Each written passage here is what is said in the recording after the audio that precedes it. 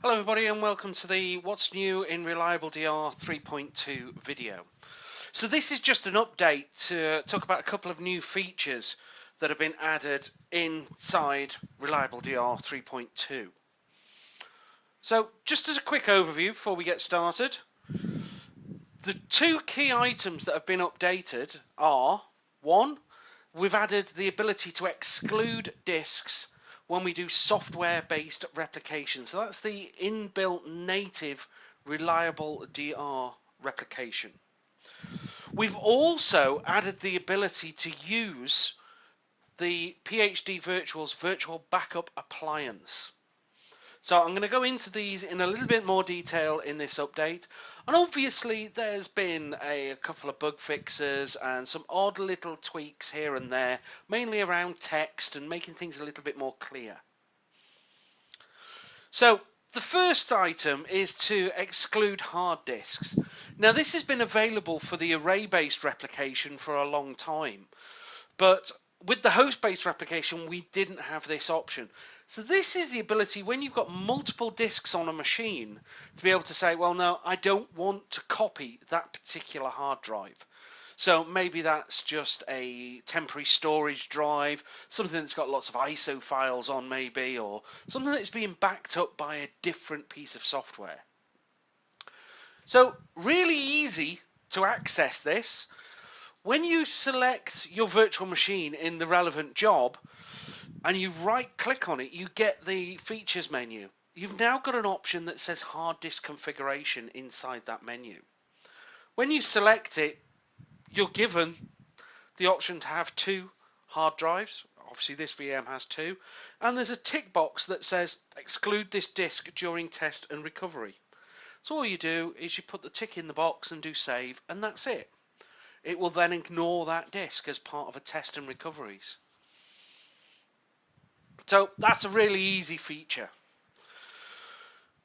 Now the next one is a little bit more complicated, but it's about extending the replication technologies that ReliableDR can use. So this is using the PhD's virtual backup appliance. So this already exists. And just a note on this, this has to be version 6.2 or above. It doesn't work with 6.1. So we've had a couple of people during the beta phase who've had an issue, and it's because they've been running 6.1 of the VBA. So what happens is when you say I want to add a new replication, so add a new job, you now get a different option. Whereas you used to have to choose array-based replication or ReliableDR host-based replication, you now get these four options.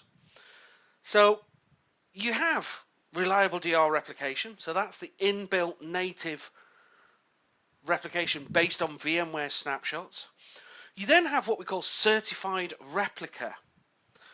So this is using a virtual backup appliance from PhD along with a replication job that is already configured.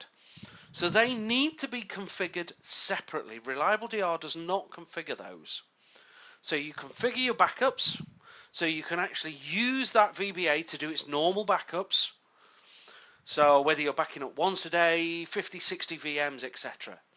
You'll then have another VBA to do with the replication. So that VBA was sat in the DR site, and it'll actually be pulling the relevant replicas over to the DR site. Now you can set that on a timer. You can just set it to be manual, but the job needs to be there. And ReliableDR actually has an option to say it will call the replica job. So it will force that job. So that doesn't necessarily need to be timed. Then of course you've got storage-based replication, and you've got your certified backup. Now the certified backup is an experimental item at the moment, so there isn't any support or anything on it. So what I'm going to do, I'm just going to go through the three key different architectures just so you can realize what's involved in each of these three backup modes. So the reference architecture for number one is you have your primary site, You can have your VBA on there if you like, so that can be going doing its backups. You have your secondary site with your ReliableDR server installed, and then you set up your software-based replication with inside ReliableDR. So your applications are moved across, they're set up inside the recovery sandbox, tested, and it's all documented and added into the reports. So that doesn't need that VBA, the virtual backup appliance.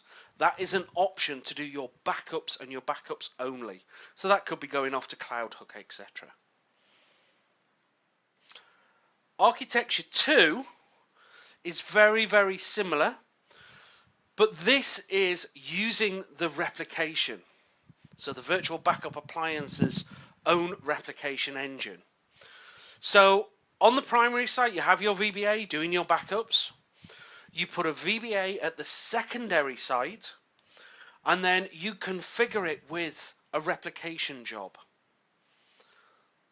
And that will then interact with ReliableDR. So ReliableDR, when you configure the job, will say, okay, I now need to get the latest replica, and it'll force the replica to update from, if you want, it'll force the replica to update from the backup storage and bring it down onto the secondary site for you. And then you can do all your normal testing. And the third and final architecture for now is the array-based. So if you want, you could still have a VBA there doing all of its backup, but you don't need to, because this is based on the storage arrays. So you have your primary site, you have your secondary site, and then you have your storage-based replication underneath. So that's your EMC to EMC, NetApp, HP, etc. And that's then, all of those are being tested. So you can use them for failovers, failbacks, all on the full role-based administration console, so fully multi-tenanted as well. So none of that has changed. It's just that we've added in these additional replication engine, just to give you a little bit more flexibility. Now, some of the reasons that you might want to use that VBA is because it's doing backups at the source site. So you could be backing up many VMs and then replicating just the ones that you need over to the DR site. But when it does its backups, it actually compresses and deduplicates everything. And then when it sends it over to your secondary site, there's a smaller amount of data going over because it's all been deduplicated. So it becomes more of an efficient replication method. So you've now got three. You've got completely agentless using ReliableDRs. You've got using your virtual backup appliances, so more bandwidth control and using less bandwidth to actually do the copies. Plus you get your backups at the primary site, and then you've got your storage-based replications. So really, that's it for 3.2. It's quite a minor release, but we've added that key significant piece in with the extra replication. So if you would like a trial version of ReliableDR, so these are fully functioning trials, or of the PhD Virtual Backup, then please just go to www.phdvirtual.com, register and download the products from there. You can get access to lots of other training videos, update videos on all of the product sets. Okay, so I'll leave it at that for now. Thank you very much, and I'll speak to you again soon.